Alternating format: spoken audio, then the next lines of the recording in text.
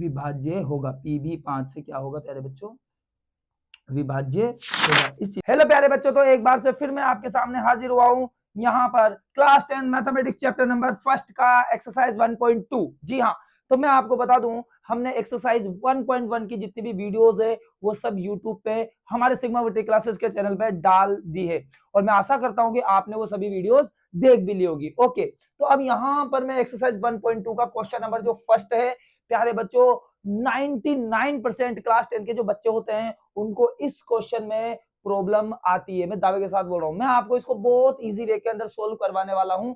आइए हम स्टार्ट करते हैं। सबसे पहले क्वेश्चन है प्यारे बच्चों, सिद्ध कीजिए कि √5 एक अपरिमेय संख्या है। तो मैं आपको बता दूं कि आपके एग्जाम में एमसीक्यू में क्वेश्चन पूछा जा सकता है कि बताइए कि इस क्वेश्चन को सोल्व करने का जो मेथड है उसका नाम क्या है। तो ध्यान रखना प्यारे बच्चों, विरोधाभास विधि। जी हाँ, विरोधाभास विधि क्या होती है? विरोधाभास का मतलब होता है कि यदि हमें सिद्ध करना है कि ये अपरिमेय संख्या है तो हमें उल्टा मान लेना है कि ये परिमेय संख्या है, और फिर प्रोसेस को इस प्रकार करना है कि हम खुद गलत साबित हो जाए। इसको बोलते हैं प्यारे बच्चों विरोधाभास। ओके, तो सबसे पहले हम क्या करेंगे, इसके अकॉर्डिंग मैंने मान लिया जैसे हमें सिद्ध करना है कि √5 एक अपरिमेय संख्या, जबकि हम जानते हैं कि √5 अपरिमेय संख्या होती है, लेकिन हम इसको उल्टा मानेंगे कि माना √5 एक परिमेय संख्या है। चलिए मान लिया। अब मानते क्या होगा, हर बच्चा जानता है कि जो मैंने बेसिक वीडियो यहाँ पर मैथमेटिक्स की डाली थी, यदि वो आपने देखी है, नहीं देखी तो आप जाके देख सकते हैं, डिस्क्रिप्शन में आपके यहाँ पर लिंक दिया हुआ है प्यारे बच्चों। ठीक, तो आपको पता होगा कि परिमेय संख्या क्या होती है। जी हाँ, परिमेय संख्या का मतलब होता है ऐसी संख्या है जिनको हम P/Q के रूप में लिख सके। तो यदि मैं √5 को प्यारे बच्चों परिमेय संख्या मानूंगा तो क्या मैं √5 को P/Q के रूप में नहीं लिखूंगा? जी हाँ, बिल्कुल लिखूंगा। अब जितने भी बच्चों को परिमेय संख्या की नॉलेज थी, प्लीज वो कमेंट सेक्शन में लिखें कि हाँ सर, हमने आपकी वीडियो देखी थी और ये हमने सीखा था। ओके, मैं आगे चलता हूं। तो √5 एक परिमेय संख्या, मैंने जैसे ही बोला तो हम लिखेंगे √5 बराबर P/Q। जी हाँ, जी हाँ, जैसे हम बोलेंगे √5 परिमेय संख्या है तो परिमेय संख्या का मतलब है इसको हम P/Q के रूप में लिखने वाले हैं। ओके प्यारे बच्चों, लेकिन कुछ प्यारी बातें हमें लिखनी पड़ेगी। कंडीशन कि P और Q क्या है, तो आपके जो P और Q जो है वो सह अभाज्य संख्या होती है। सह अभाज्य संख्या होती है, P और Q आपके सह अभाज्य संख्या होती है। अब बच्चा पूछेगा सर ये सह अभाज्य संख्याएं क्या होती है? मैंने कहा चिंता मत कर, मैं बता रहा हूं। सह अभाज्य संख्या बेटा ऐसी संख्या जिनका HCF 1 हो, जिनका HCF क्या हो, 1। जैसे कि फॉर एग्जाम्पल 3,4। यदि अब आप ध्यान दें तो 3 और 4 के का जो HCF वो 1 है, मतलब इनका कॉमन 3 और 4 में क्या कॉमन है बेटा? कोई नंबर कॉमन नहीं है, मतलब इनटू में 1, तो यानी कि दोनों में क्या कॉमन है? 1। ठीक है, ऐसे ही 5 और 9, 5 और 9 इनमें भी इनका जो HCF वो कितना है बेटा? 1। तो ये भी क्या होगी? सहअभाज्य संख्या। तो सहअभाज्य संख्या ऐसी संख्या है जिनका HCF क्या होता है प्यारे बच्चों? 1 होता है। मैं चीजों को बार बार रिपीट करता हूं प्यारे बच्चों ताकि आपको एक ही बार में सारी चीजें बहुत अच्छे तरीके से समझ में आ जाए। ओके प्यारे बच्चों, अब देखिए ध्यान से। अच्छा, जिनका HCF 1 होता है तो इसका मतलब हमें P और Q जो है वो सहअभाज्य संख्याएं लेनी है। अब मैं ये भी बताऊंगा कि हम सहअभाज्य संख्या क्यों ले रहे हैं, थोड़ा रुक जाइए। इसके बाद भाई साहब परिमेय संख्या में जो नीचे कभी 0 नहीं आ सकता तो हमें लिखना पड़ेगा कि Q is not equal to 0। साथ में हमें यह भी लिखना पड़ेगा कि P और Q जो है वो आपके पूर्णांक है। ठीक है, ओके, P और Q क्या है प्यारे बच्चों? आपके पूर्णांक है। ठीक, आगे।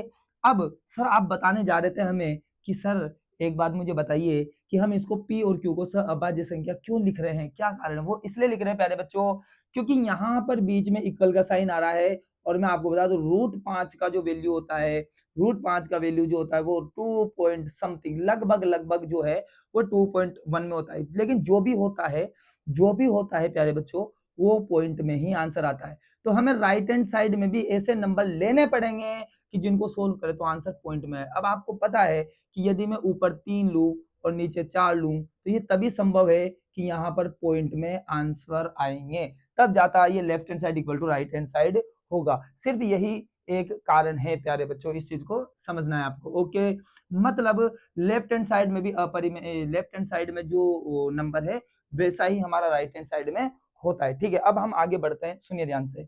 जैसे अब सर हम आगे कैसे करें, तो सुनिए ध्यान से। सबसे पहले आपको क्या करना है, इस क्यू को इसके साथ चिपका देना है इधर ले जाके, तो ये हो जाएगा √5 इंटू क्यू और बराबर क्या बचा पी। ठीक है, ये इधर चिपक गया तो ये पी बचा। ओके, अब क्या करोगे, तो बेटा आपको पता है कि रूट को हटाना जरूरी है और रूट को हटाने का एक तरीका होता है दोनों पक्षों का वर्ग कर दो। ठीक है, तो हमने दोनों पक्षों का बेटा वर्ग कर दिया, तो हम लिखेंगे कि सर दोनों पक्षों का वर्ग करने पर, तो दोनों पक्षों का वर्ग करोगे तो देखो मैंने लिखा √5 क्यू इस पूरे का स्क्वायर और इसका भी स्क्वायर। ओके सर, अब आपको पता है √5 का भी स्क्वायर और क्यू का भी स्क्वायर, तो हर बच्चे को पता है कि √5 का जो स्क्वायर होता है मेरे प्यारे बच्चे ध्यान से समझ, वो क्या होता है कि स्क्वायर से रूट हट जाता है और अंदर से क्या बचता है बेटा 5, तो इसका मतलब √5 का स्क्वायर 5 और क्यू का स्क्वायर क्या बनेगा क्यू स्क्वायर और बराबर में हो जाएगा आपका पी स्क्वायर। ठीक है, आई होप आपको ये बातें समझ में आ रही होगी प्यारे बच्चों। ठीक है, ओके, अब क्या करें, मैंने कहा भाई चिंता करने वाली बात बिल्कुल भी नहीं है। ठीक है सर, तो अब आप क्या करो प्यारे बच्चों, यहाँ से क्यू स्क्वायर का मान निकाल लो, तो क्यू स्क्वायर बराबर पी स्क्वायर, यदि 5 गुणा में है तो ये कहाँ आ जाएगा बेटा भाग में आ जाएगा, कहाँ आ जाएगा भाग में। मैं आपको एक बात बोल देना चाहता हूँ प्यारे बच्चों, आप ये चीज ध्यान रखिए, यहाँ पर एक बार हमें क्यू स्क्वायर का मान निकालना है और एक बार हमें पी स्क्वायर का मान निकालना है। तो जैसे मैंने क्यू स्क्वायर का मान निकाल लिया, तो इसके बारे में क्या बात बोल सकते हैं, देखिए पी स्क्वायर में 5 का भाग जा रहा है तो इसको बोलते हैं कि पी स्क्वायर 5 से विभाज्य है, तो हम बोलने वाले कि पी स्क्वायर 5 से विभाज्य है, ये इसको बोलने का तरीका होता है प्यारे बच्चों। ठीक है, पी स्क्वायर बटे 5 है, इसका मतलब है पी स्क्वायर में 5 का भाग जा रहा है, तो हम बोलेंगे कि पी स्क्वायर 5 से विभाज्य है। ठीक है, अब यदि सुन लीजिए प्यारे बच्चों, यदि 5 के स्क्वायर में क्या 5 का भाग जाता है क्या, मुझे बताओ, क्या 5 के स्क्वायर में 5 का भाग जाता है क्या? हाँ सर जाता है, 25 में 5 का भाग जाता है। तो मुझे एक बात बता, यदि 5 के स्क्वायर में 5 का भाग जाता है मेरे भाई, तो क्या 5 में 5 का भाग नहीं जाएगा? जी सर बिल्कुल जाएगा, आप एकदम करेक्ट बोल रहे हो। तो मैं यही कहना चाहता हूँ कि यदि पी स्क्वायर में 5 का भाग जाता है तो पी में भी 5 का भाग जाएगा, यदि 5 के स्क्वायर में 5 का भाग जाता है तो 5 में भी 5 का भाग जाएगा। तो ठीक है, ओके सर, अब आगे कैसे सोल्व करें, तो देखो पी स्क्वायर में 5 का भाग जा रहा है तो हमने लिखा पी स्क्वायर 5 से विभाज्य है, तो पी बटे 5 भी होगा, तो हम बोलेंगे कि पी स्क्वायर की जगह लिखेंगे पी भी 5 से विभाज्य होगा, पी भी 5 से विभाज्य होगा, पी भी 5 से क्या होगा प्यारे बच्चों विभाज्य होगा, इस चीज को समझना है, पी भी 5 से विभाज्य होगा। ठीक है सर, है ना, पी स्क्वायर 5 से विभाज्य है तो पी भी 5 से विभाज्य होगा। ठीक है, अब क्या करें, अब क्या करें सर, आगे क्या गणित हमें लगानी चाहिए। मैंने कहा देखो सुनो, मैंने कहा सुनो, इसकी लाइन इसको देख के तो हमने ये वाली लाइन लिख दी, अब इसको देख के क्या लिखें, तो भाई साहब सुनो, देखो यहाँ है पी स्क्वायर 5 से विभाज्य, तो पी स्क्वायर बटे 5, अब यह पी भी 5 से विभाजित होगा तो क्या लिखेंगे पी बटे 5, तो यहाँ लिख दो प्यारे बच्चों पी बटे 5। जब पी में 5 का भाग दोगे बेटा, जब 5 में 5 का भाग दोगे तो आंसर 1 आएगा, 10 में 5 का भाग दोगे तो आंसर 5 दूना 10 आएगा, तो कोई ना कोई आंसर तो आएगा। ऐसे पी में 5 का भाग दे तो हमने माना कि आंसर क्या आ रहा है बेटा आर, ये हमने मान लिया कि आंसर क्या आ रहा है यहाँ पर आर।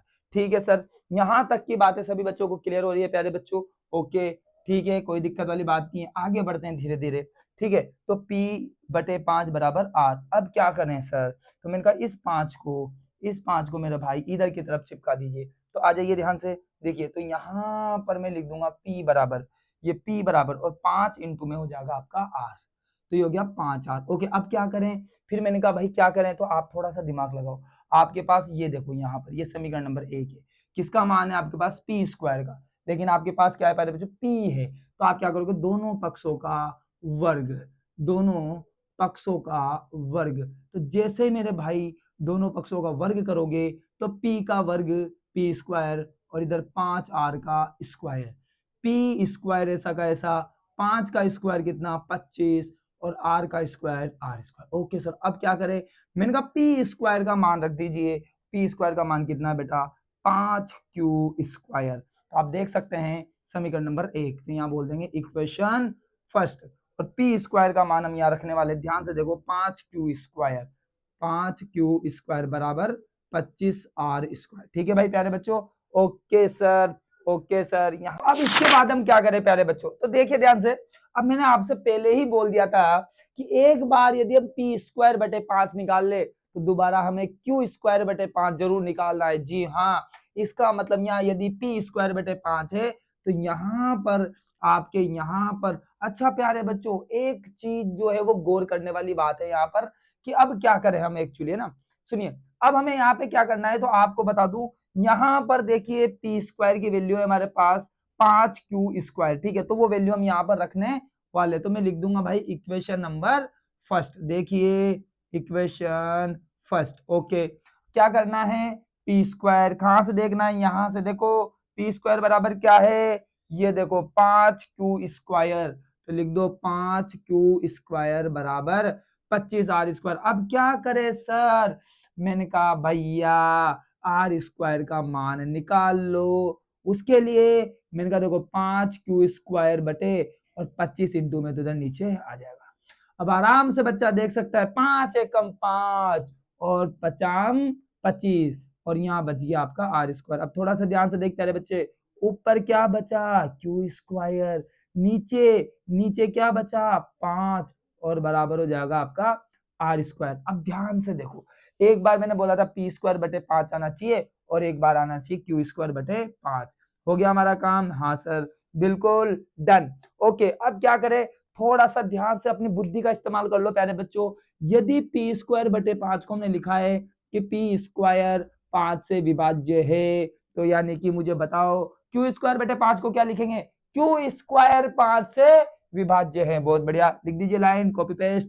तो हम लिखेंगे क्यू स्क्वायर 5 से विभाज्य है, 5 से विभाज्य है। बहुत बढ़िया, बिल्कुल। अब पी स्क्वायर 5 से विभाज्य है तो पी भी 5 से विभाज्य लिखा ना हमने, पी स्क्वायर 5 से विभाज्य है तो स्क्वायर हटा दो तो पी भी 5 से विभाज्य होगा। इसका मतलब यहां भी हम लिखेंगे कि क्यू भी 5 से विभाजित होगा, क्यू भी 5 से विभाज्य होगा। ठीक है प्यारे बच्चों, ये हमें समझ में आ गया। ठीक है, वेरी गुड। अब थोड़ा सा ध्यान से देखो इस वाली लाइन को, है ना, एक तो इस वाली लाइन को और एक इस वाली लाइन को। क्या बोल रही है ये दोनों लाइन प्यारे बच्चों, क्या बोल रही है, मैथमेटिक्स भी बोलती है प्यारे बच्चों, बस बुलवाना वाला चाहिए। ओके, तो इसमें लिख रहा है कि P भी 5 से विभाज्य, मतलब P में 5 का भाग जाता है, वहीं Q भी 5 से विभाज्य है, मतलब Q में भी 5 का भाग जाता है। तो यार एक बात प्यारे बच्चों बताओ, बहुत स्वीट सी बात मैं आपको समझाने वाला हूं। मैंने कहा भाई साहब यदि 10 में 2 का भाग जाता है और 20 में भी 2 का भाग जाता है, तो थोड़ी देर के लिए मान लो ये P है और ये Q है, तो मुझे एक बात बताओ, जब 10 में 2 का भाग जाता है और 20 में 2 का भाग जाता है तो इसका मतलब ये 2 10 के अंदर भी है, ये 2 20 के अंदर भी है, तो मतलब 2 जो है वो 10 और 20 में क्या है, कॉमन है। क्या है, कॉमन है मेरे प्यारे बच्चों। इसका मतलब यदि यहाँ ये लिख रहा है कि अब यहाँ है कि P में 2 का भाग जाता है, Q में 2 का भाग जाता है, मतलब 2 P के अंदर भी है, Q के अंदर भी है, मतलब 2 P और Q का क्या है, कॉमन है, मतलब P और Q का HCF कितना हो गया 2। ऐसे ही बेटा इन दोनों लाइन का मतलब होता है कि P में भी 5 का भाग जा रहा है, Q में भी 5 का भाग जा रहा है, मतलब P और Q का जो HCF है, P और Q का जो HCF है वो कितना हो जाएगा 5, मतलब P और Q में 5 क्या है, कॉमन है।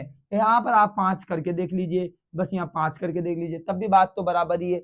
अच्छा, फिर जो कि ये बात गलत है प्यारे बच्चों, ये विरोधाभास है। क्यों, क्योंकि तुमने बोला था कि √5 सर परिमेय संख्या मानी हमने, तो भैया इसके अकॉर्डिंग HCF कितना आना चाहिए, 1 आना चाहिए, लेकिन HCF कितना आया भैया 5 आ गया, जो कि क्या है, विरोधाभास। हम लिखेंगे जो कि विरोधाभास है। सर ये विरोधाभास क्या होता है, अरे पगलेट बात गलत है, गलत बात है ये, सही बात बिल्कुल भी नहीं है। अतः ये कौन सी बात होगी, तो ये असत्य होगी, जो कि असत्य है, जो कि क्या है, असत्य है। अब सर ये असत्य मतलब कैसे, अरे यार फिर वही बात, असत्य मतलब तुमने जो √5 को परिमेय माना था ना, ये बात गलत है भैया।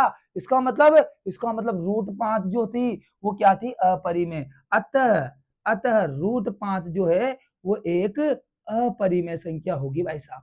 कौन सी संख्या होगी, अपरिमेय संख्या होगी और यही हमें प्रूफ करना था। ओ भाई सर ये क्या हो गया है, हमें हमें √5 अपरिमेय संख्या थी, हमें पहले से पता था √5 अपरिमेय संख्या थी, लेकिन बेटा प्रूफ करने का जो प्रोसेस है वो क्या होता है, अलग होता है। ठीक है, तो ये इसको सोल्व करने का तरीका है। मुझे आशा है कि प्यारे बच्चों आपको वीडियो समझ में आया होगा और मैं आपको दावे के साथ बोल सकता हूं इस क्वेश्चन का पूरे यूट्यूब के अंदर ये सबसे बेहतरीन सॉल्यूशन है, सबसे सिंपल सॉल्यूशन है। ठीक है, यदि आपको ये समझ में आया हो और अच्छा लगा हो तो लाइक कर दीजिए, कमेंट में अपने विचार छोड़ दीजिए। इसके बाद वहां पर अपने जितने भी डाउट्स है वो भी लिख दीजिए, मैं हर कमेंट को पढ़ता हूं और नेक्स्ट वीडियो के अंदर उनके आपके डाउट्स भी मैं सोल्व करने वाला हूं। ठीक है प्यारे बच्चों, ओके, तो वीडियो को देखने के लिए आपका बहुत बहुत धन्यवाद।